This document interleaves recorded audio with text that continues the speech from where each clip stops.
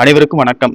சற்றுமுன் வெளியான முக்கிய அறிவிமிடை 31/7/2026 இன்று தமிழகம் முழுவதும் வெளியாகியுள்ள முக்கியமான அதிரடி அறிவிப்புகள் என்னென்ன என்பதை பற்றி விரிவாக நம்ம வீடியோவில் பார்க்கிறோம். வீடியோவை கடைசி வரைக்கும் ஸ்கிப் பண்ணாம பாருங்க. வீடியோக்குள்ள போறதுக்கு முன்னாடி இந்த வீடியோக்கு லைக் பண்ண பிரசுங்க. வாங்க வீடியோக்குள்ள போகலாம். முதலாவது அறிவிப்பாக தமிழகத்தில் பள்ளி மாணவர்களுக்கான சத்துணவு திட்டத்தில் வாரத்திற்கு ஒருமுறை சிக்கன் பிரியாணி வழங்குவது குறித்து தமிழக அரசு தீவிரமாக பரிசீலித்து வருவதாக தகவல் வெளியாகியுள்ளது. இந்த திட்டத்திற்கான முன்மொழிவு அரசின் பரிசீலனையில் இருப்பதாக அமைச்சர் ராஜ்மோகன் தெரிவித்ததாக கூறப்படுகிறது. அடுத்த அறிவிப்பாக கடந்த ஜூலை மாதத்தில் மட்டும் சுமார் 3,70,000க்கும் அதிகமான மின் சேவை இணைப்புகளுக்கு வழக்கத்திற்கு மாறாக கூடுதல் கட்டணம் வந்திருப்பதாக புகார்கள் எழுந்துள்ளன. மின் நுகர்வோரிடையே பெரும் அதிர்ச்சியை ஏற்படுத்தியுள்ள இந்த விவகாரம் குறித்து முழுமையாக விசாரணை நடத்தும்படி மின் வாரிய தலைவர் தற்போது அதிரடியாக உத்தரவிட்டுள்ளார்.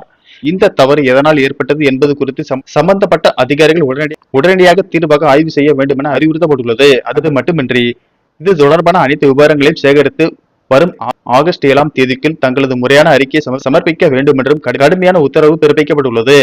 நிர்ணயிக்கப்பட்ட கெடுவிற்குள் அதிகாரிகள் அளிக்கும் அறிக்கையின் அடிப்படையில் உரிய தீர்வு காணப்பட்டு பாதிக்கப்பட்ட நுகர்வோர்களுக்கு நிவாரணம் கிடைக்கும் என்று எதிர்பார்க்கப்படுகிறது.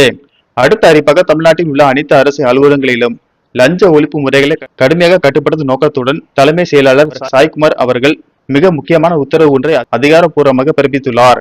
அதன்படி இனி அனைத்து துறைகளிலும் உள்ள அரசு அலுவலக வளாகங்களில் லஞ்சம் கொடுப்பதும் வாங்குவதும் குற்றமாகும் என்ற வாசகம் அடங்கிய அறிவிப்பு பலகையை தெளிவாக வைக்க வேண்டும் என அனைத்து துறை தலைவர்களுக்கும் கடுமையான அறிவுறுத்தல்கள் வழங்கப்பட்டுள்ளன.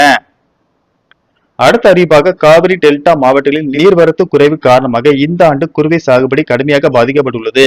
பல இடங்களில் விதைத்த பயிர்கள் தண்ணீர் என்று கருகியதோடு ஆயிரக்கணக்கான விவசாயிகள் சாகுபடியை தொடங்க முடியாத நிலை ஏற்பட்டுள்ளது.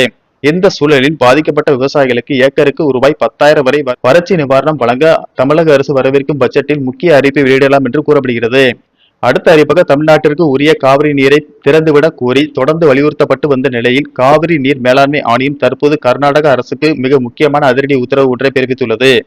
இந்த உத்தரவின்படி காவிரியிலிருந்து வினாடிக்கு 3,500 கன அடி வீதம் அடுத்த 15 நாட்களுக்கு தொடர்ச்சியாக தண்ணீரை திறந்துவிட வேண்டும் என்று கர்நாடக மாநில அரசுக்கு தெளிவாக அறிவுறுத்தப்பட்டுள்ளது.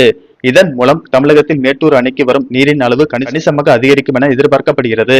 அடுத்த அறிவிப்பாக தமிழக கடலோர பகுதியில் வளிமண்டலத்தில் ஒரு காற்றழுத்த தாழ்வு பகுதி நிலவுகிறது. இதன் காரணமாக கோயம்புத்தூர் மற்றும் திருநெல்வேலி மாவட்டங்களின் மலைப்பகுதிகள், நீலகிரி, தேனி, கன்னியாகுமரி மாவட்டங்களில் ஓரிரு இடங்களில் கனமழையும், இதர மேற்கு தொடர்ச்சி மலை மாவட்டங்கள், டெல்டா மாவட்டங்கள், வட கடலோர தமிழகத்தில் ஓரிரு இடங்களிலும், புதுவை மற்றும் காரைக்கால் பகுதியிலும் இடி மின்னல் மற்றும் பலத்த காற்றுடன் மிதமான மழை பெய்யக்கூடும் என வானிலை மையம் தெரிவித்துள்ளது. ஓகே ஃப்ரெண்ட்ஸ், இந்த தகவல் உங்களுக்கு பிடிச்சிருந்தா லைக் பண்ணுங்க, ஷேர் பண்ணுங்க, மறக்காம சப்ஸ்கிரைப் பண்ணுங்க. நன்றி, வணக்கம்.